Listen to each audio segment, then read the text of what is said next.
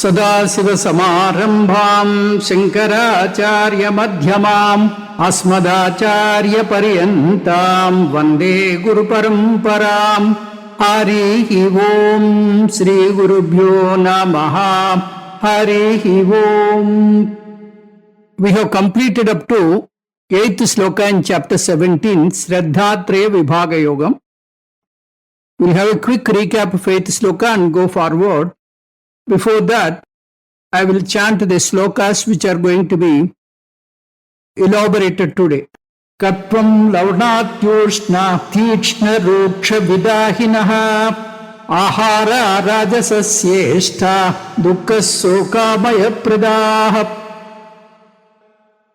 yatayamam gatarasam putiparyushitam chayate uchishtam cha medhyam Bhojanam tamasa priyam apala kanshibhir yajnaha vididrushtoya yujyate yashtavyame veti manaha samadhaya sasatvikaha. Paramatma answered Arjuna's question with regard to Shraddha by categorizing Shraddha into 3 different types: Satvik, Rajasic and Tamasic, based on the mindset a person possesses. When a person uses his Shraddha to Paramatma and the scriptures for spiritual progress, then it is called Satvika Shraddha. When a person utilizes his faith in the scriptures and God for the material benefits, then it is called Rajasic Shraddha. When a person chooses to worship God for harming others, for violent activity, he resorts to all illegitimate things, then such Shraddha is called Tamasic Shraddha. It also depends on the Devata a person attracted to. So with this, Paramatma concluded the Shraddha analysis, but without Arjuna's request, but being a Jagat Guru, Paramatma volunteers to extend this topic further. He says there are 4 topics which we have to understand. One is ahara, the food; yajna, worship; tapaha, austerity; danam, charity. Paramatma divides each of this category into 3 types: sattvic, rajasic and tamasic, and he elaborates all of them. So the first topic in this is ahara, the food. This is explained in sloka 8, 9 and 10.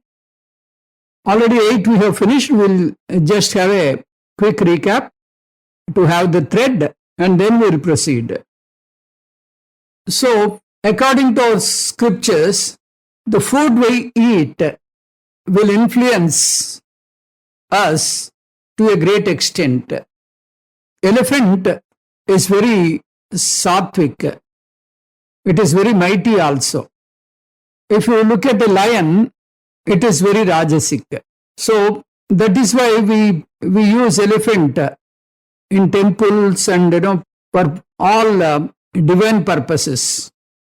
So the sattvic people, what type of food they choose, their food will give them positivity. So they have a kind of sattvic nature. They are well-wishers.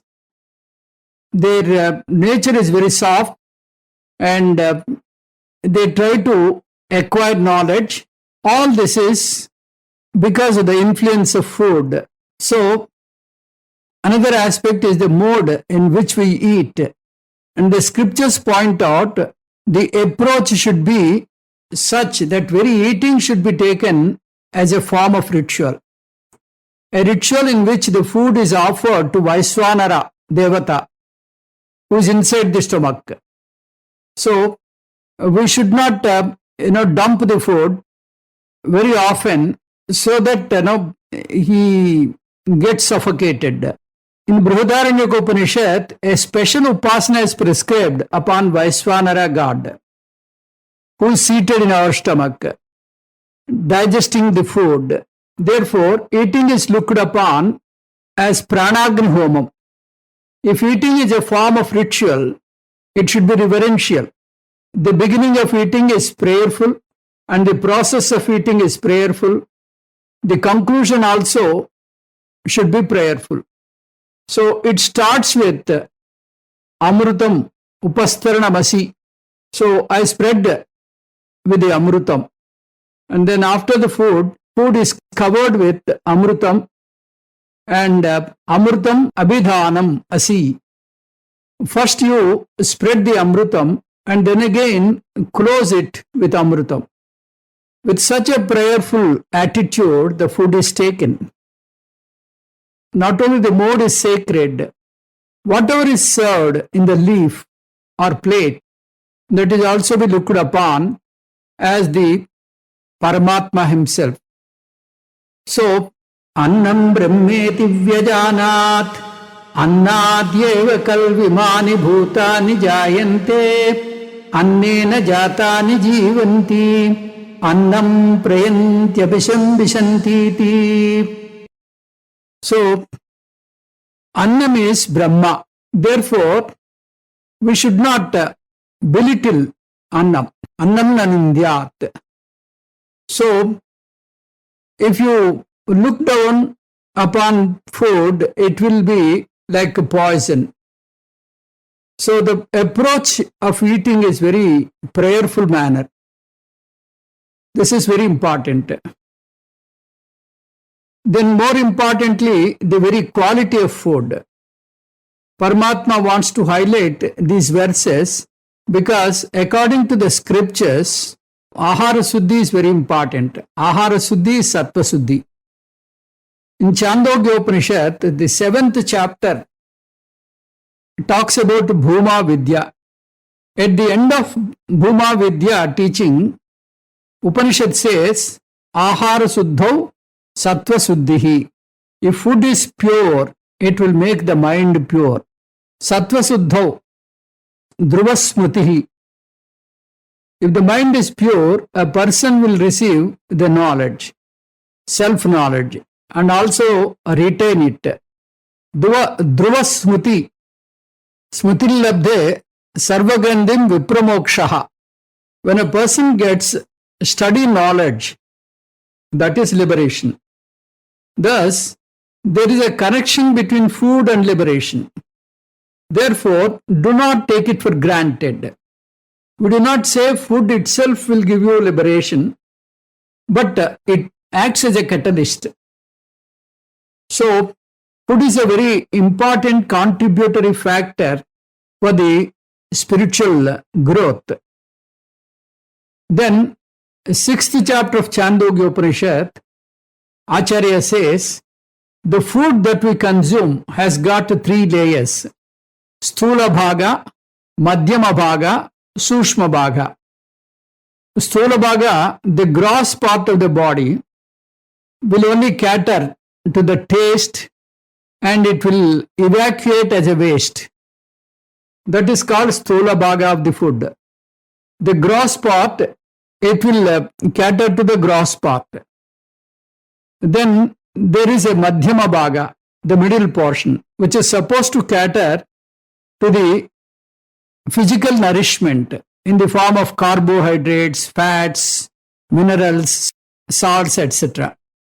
Then Madhyama Bhaga does not contribute to the taste, but they contribute to the physical nourishment. Then Shastra says, then Sushma Bhaga, Sushma, the subtle part of the food, will contribute to the nourishment of Sukshma Sariram, the type of mind we enjoy. Whether we have calm and serene mind, a spiritual friendly mind, it all depends on the Sushma Bhaga of the food. So food will contribute for your nourishment as well as for your peaceful mind. Food will help you to nourish your body and also to keep your mind peaceful. So whatever you consume, Stula, Madhyama, Sushma Bhaga cater. And if a person is interested in the nourishment of the Sukshma Sariram also, which is very, very important for spiritual sadhana, he should choose sattvic diet, which will be good for Sushma Sarira growth. If he consumes tamasic food, it may nourish physical body, but it will be working against the subtle bodies, spiritual growth. And therefore, sattvic diet is supposed to be conducive to the spiritual growth. Then the next question is, what is sattvic and what is rajasic and what is tamasic? We can have a general rule. Generally, a vegetarian diet is sattvic, which is in our Vedic tradition. Parampara food is sattvic. Non-vegetarian food, drinks like alcohol, they are considered to be highly rajasic and tamasic. Therefore, a serious spiritual seeker should avoid non-vegetarian food. Sattvic food is the food for spiritual seekers. Parampara food. So, a spiritual seeker must choose sattvic food and avoid drinks like alcohol. So, this is what we have to understand. Then, rajasic food and tamasic food, we are going to elaborate in the next sloka. So, Paramatma says the general rules regarding the diet is given from 8th verse onwards. 8th sloka talks about sattvic food. In that, Ayuhu is given. Ayuhu means it will give you longevity. Sattvic diet will increase the longevity. Sattvam word is used. Sattvam means manobalam, the strength of the mind. This is called sattvam, mental strength, mental resistance, mental endurance, immunity to violent reactions, violent emotions. This is called sattvam. Then the word balam is used in this sloka 8th. Balam means the physical strength, stamina. Arogyam, the health. So, generally vegetarians are more healthy. The chances of diseases are very, very low in vegetarianism. Books and books are written on vegetarianism. Now there is a vegan movement across the globe. They don't even take the animal food like milk and the milk products. So like that, there is a kind of movement for vegetarianism. Arogyam is one important aspect. Arogyam is one benefit one gets out of vegetarianism. Then Sukham means internal relaxation, comfort, both physical and mental comfort, freedom from tension, stress, strain, etc. So this is what we call Sukham, a long-term comfort in the life. Pritihi means comfort and happiness, even at the time of eating. Priti stands for the comfort at the time of eating. Sukham refers to comfort after eating. Because in Rajasic and Tamasic variety, one enjoys the food at the time of eating. That is Karasaram. But the next day, one understands the eventualities, the consequences. There will be an indigestion problem. There will be some discomfort in the stomach. And so many difficulties will be there when you take Rajasic and Tamasic food. Whereas if you eat Sattvic food, you feel light. So Sukha Priti Vardhanaha.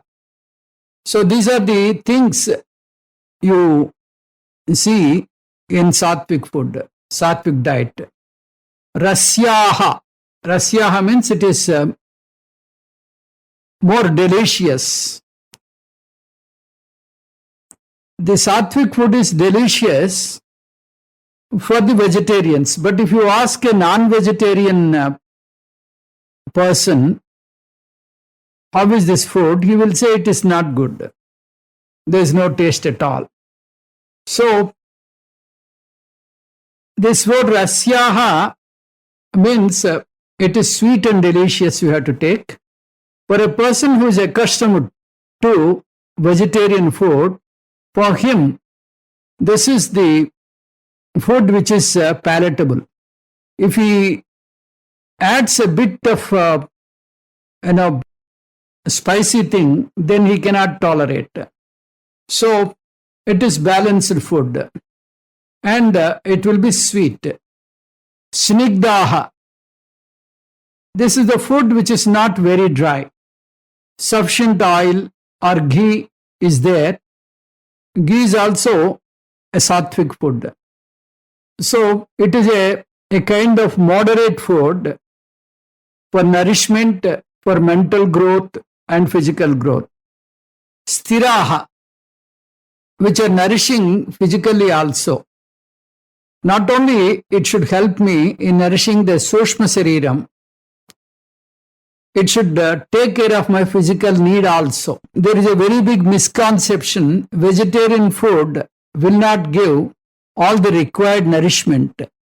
It is medically and scientifically proved that all nourishment we can happily and comfortably get through vegetarianism. Therefore, Veda prescribes that only, stiraha, physically nourishing. Prudyaha means pleasing. Therefore, sattvic food is not only, it should be good for the tongue according to the Shastra, it can also gives you a satisfaction. You can feel the contentment. You can have the pleasing feeling. So, the very sight of the food gives you comfort.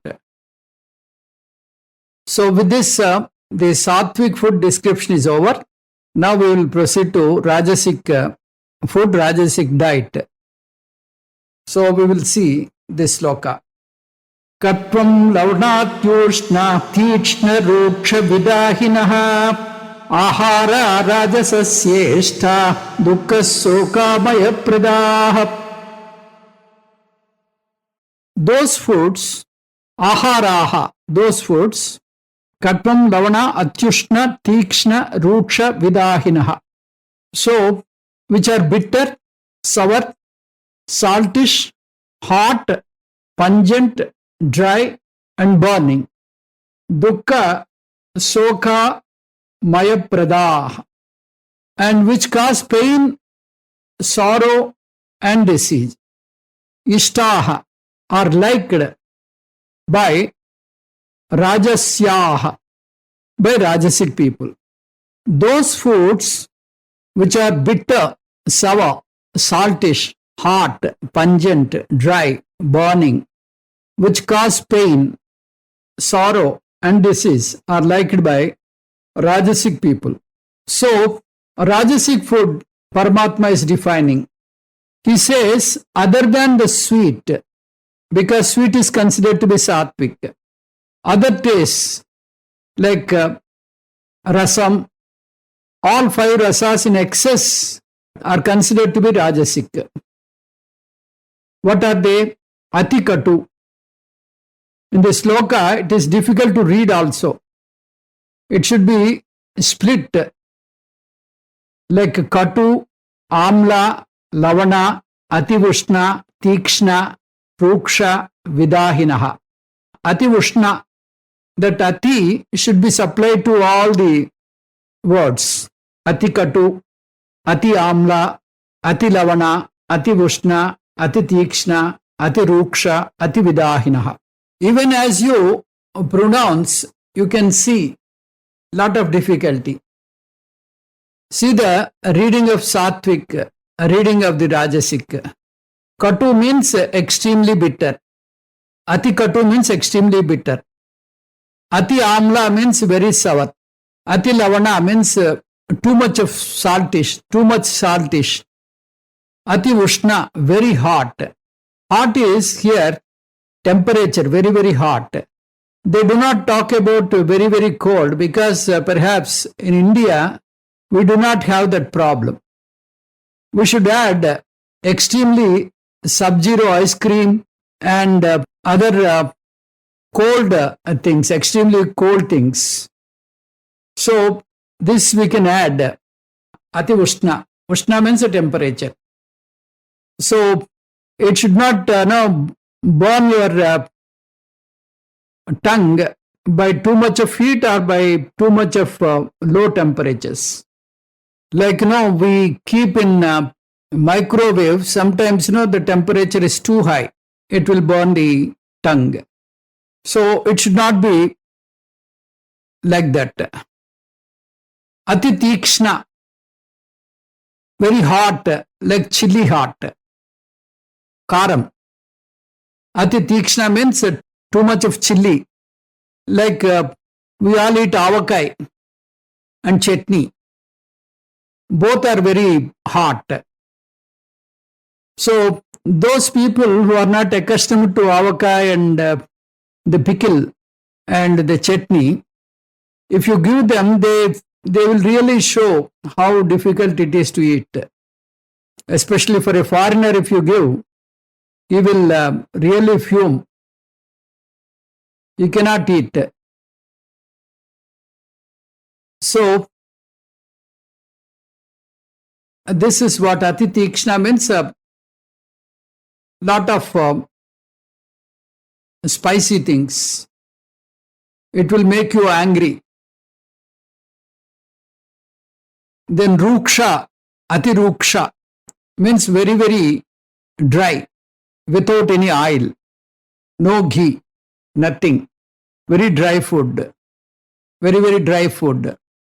Vidahinaha, any type of food which burns and eats up, corrodes the inner tender organs. Certain type of foods are supposed to corrode the inner lining of the stomach, like mustard oil. Some people like mustard as they pick and eat it with interest. They say too much of mustard is also not good. It will come under Vidahi. That which eats the inner tender organs. All these come under Rajasic food. Rajasic food is generally like Rajasic people like this kind of food. If you give Sattvic food to a Rajasic man, he will say this has no taste at all. So he will say this is not good. So similarly, if a Sattvic person eats Rajasic food, he will really shout with discomfort. Dukkha soka maya pradaha. So they will have an adverse effect, the short term as well as long term. Dukkham stands for short term adverse effect, like the tears will roll from the eyes. Soka means a long term problem. Our system gets spoiled.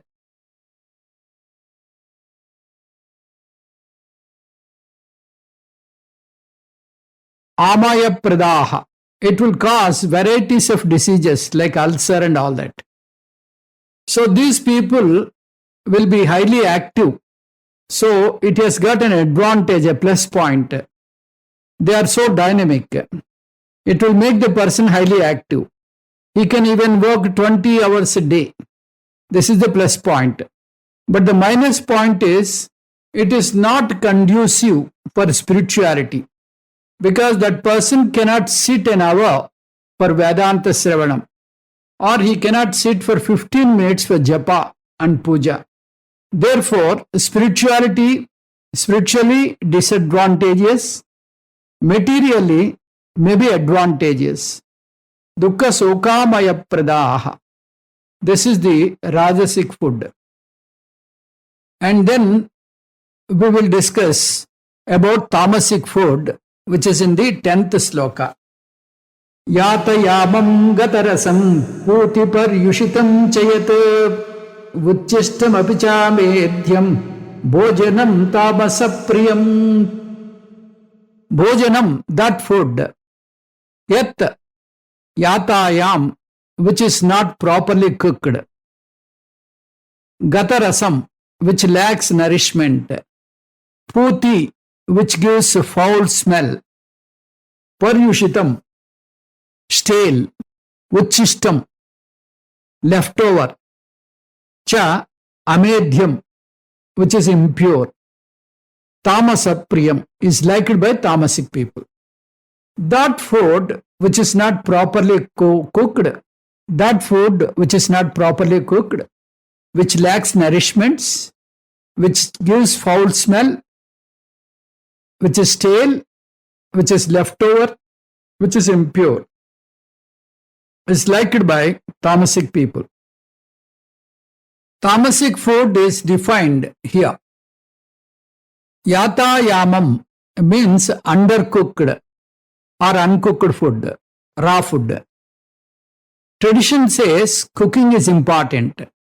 Agni Sambandha is important, because Agni also is looked upon as a deity which purifies the food. Therefore, it brings about a taste. Not only it removes all the bacteria and other unwanted things in the food, they say water also has to be boiled. Milk also has to be boiled. Cooking will remove not only the physical toxins, it is supposed to remove the spiritual toxins also. Therefore, the salad and all raw food is not prescribed by the scriptures. The Chinese food, vegetarian Chinese food, it is undercooked. It is half cooked. Some people, they like it. So that food, according to Shastra, it is tamasic, because it is not fully cooked. At the same time, you should not overcook also. Gatarasam means overcooked food.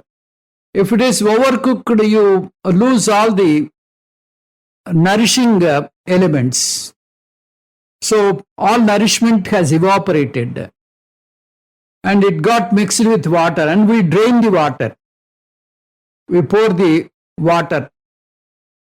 So it has no nourishment at all.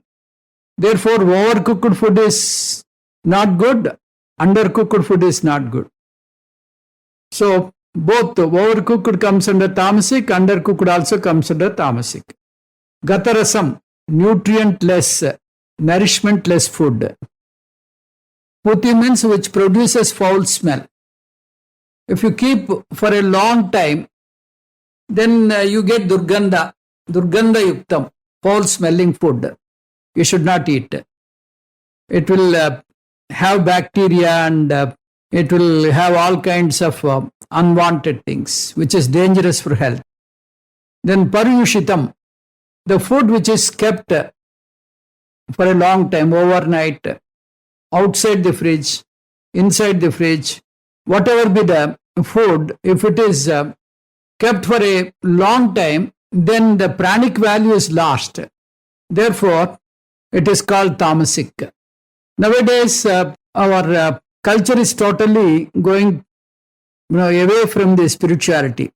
We cannot afford to have fresh food. We cannot afford to have cooking both the times, because both wife and husband will be busy in their daily routine. Both are employed. So they cook for a week, dump it in the fridge. So all that food is called tamasic. They may be materially prosperous, but they will not have any inclination towards spirituality because of the food. Because why we are saying this is bad? Because we are eating means we are offering the food to Vaiswanara Devata. Eating is an yajna according to our scriptures. So whatever the food you take is an offering to God. So you cannot offer a stale food, a foul smelling food like that. So tamasic food is not good food. Somebody said the best wife is one who knows the best foods liked by her husband, also the hotels which supply them. So this should not be the strategy. Therefore, we should discourage fast food, junk food and all that. All of them will come under tamasic food. Uchishtam. Uchishtam means leftover. You eat half dosa and keep the other half for tomorrow. That is also not good. Once it is mixed with saliva, you should eat it. You cannot keep it for the next day. Amedhyam means the food which is not offered to the Lord. If you eat food without offering to the Lord, it is like stealing the food according to Shastra. So, before eating, you should remember God and offer it to God.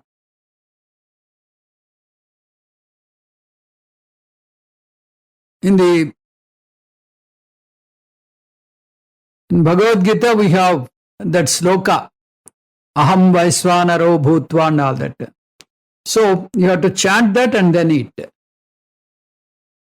So, if you don't offer and eat it, it will become tamasic food. So, if you offer to God, it will become yajna system. It will become prasadam. It is medhya means sacred. So, it becomes sacred when you offer it to God. Amedhya means not sacred. So, not fit for offering to God. So, if you eat this tamasic food, the spirituality will go away. You will be more and more materialistic. So, scriptures prescribe sattvic food if you want to have the spiritual growth. Then the Vedic lifestyle is unfortunately disappearing. And those who those who want to pursue spiritual studies must take sattvic food. Bhojanam tamasa priyam. So this is the tamasic people. This is the food of the tamasic people. Shankara Bhagavad adds a note. If you want to change your character, you have to change so many things, which includes change in your food habit also. We do not say change in the food habits alone will make the things, and the change in the food habit is one of the most important factors to be taken into account, along with so many other factors also. Thus, the change in your character by changing, you can change your character by changing your food habits. Thus, Trivida Ahara topic is over. Now, Paramatma enters into three types of yajna. So, we will see the sloka. Apala kanchibhiri yajna vididrushto yayujyate yastavyameveti manaha samadaya sasatvikaha. Satvika yajnaha. Satvik Yajna, Saha, is that Yaha Idyate, which is performed. Manaha Samadaya, wholeheartedly. Vididrushtaha, according to the spiritual injunctions, prescriptions. Aphala Kanchibihi, by those who are not desirous of the phalam, result. Eva Yastavyam, it should be performed. Satvik Yajna is that which is performed wholeheartedly, according to the scriptural injunctions by those who are not desirous of the result. That it should be with the resolve that it should be performed. So, three types of yajna are being described by Paramatma. They are Satvik Yajna, Rajasik Yajna, and Tamasik Yajna. They are explained in sloka number 11, 12, and 13. Today in this class, we are discussing about the Satvik Yajna. According to Veda, we are involved in varieties of activities, physical, verbal, mental, so many activities, the activities galore. And more advanced the society is, more number of activities they will have. And the spiritual seeker should do certain activities which are meant for the inner spiritual growth.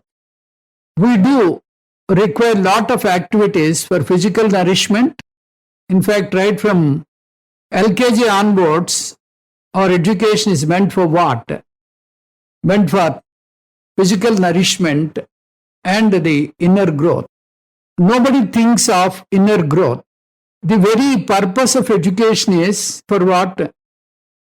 Where do you get the best job? The job is meant for what? Maximum money. Money is meant for what? For taking care of physical and material needs. It is required. Veda is not against that. But Veda asks, what type of education and activity do you have for the sake of inner growth, for your spiritual growth, for sadhana chatushtaya sampatti? What are you doing? This is what Veda is questioning you.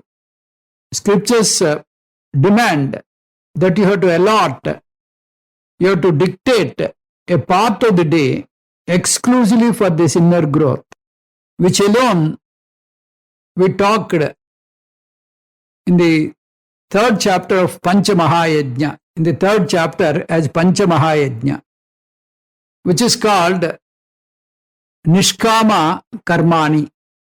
They would not contribute to our material growth. They will not give me money, fame, and name and all that. But they will elevate my spiritual growth.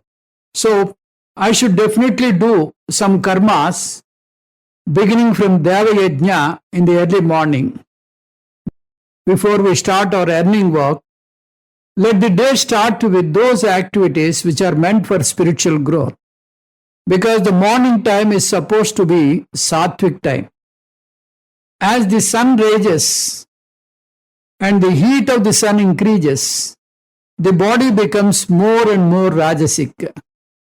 Therefore, the later time is ideal for rajasic activities. Brahma Muhurta is fit for Veda Pradhana spiritual activities.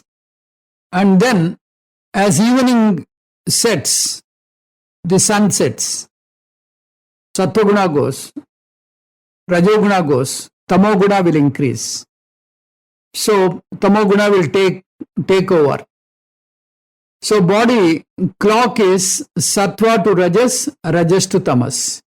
Therefore, the scriptures prescribe spiritual activity in the morning for this purpose only. For your inner growth, you have to spend some value time in the morning. Therefore, Paramatma says, Yajna or karma or activity which is vididrashta, which has to be taken up as the injunctions, as the prescription of some activities are to be taken as per the prescriptions of the scriptures for your inner growth. Morning prayers, morning japa, morning puja, morning temple visit, all those have been prescribed in our culture for spiritual growth. After that, you can go for a beach walk or morning walk, whatever it is. In this, apala kanchibihi, when they do morning walk, they don't expect any money. They don't expect any fame and name and all that. They do it without any materialistic expectation. This is what we call apala kanchibihi. So in the same way, you have to do your morning prayer, morning japa and morning meditation. The world is full of materialistic people. They may tease you if you do all this, but it is for your inner growth. You have to understand the gravity of it and take it up. Yastavyam eva. I have to necessarily practice these things for my own benefit. Whatever the society says or thinks, it is not done for the sake of others. It is done because I value this. So, this is what one should understand. How it is done? Manaha samadaya, with concentration, with application. So, any puja, any japa, any dhyanam, anything practiced with total commitment for inner growth is called Satvika Yajna. In short, the Karma Yoga, which we mentioned in the 3rd chapter, is called Satvika Yajna. Nityam Kuru Karma. So, this you have to do every day. And this is about Satvik Karma. Regarding the other karmas, we will cover in the next class. Om Tat Sat Sarvam Sri Krishna Arpanamastu. Om Purnamadah Purnamidam Purnat Purnamudatyate Purnasya Purnamadaya Purnamevavasishyate. Om Shanti Shanti Shanti. Harihi Om Sri Gurubhyo Namaha. Harihi Om.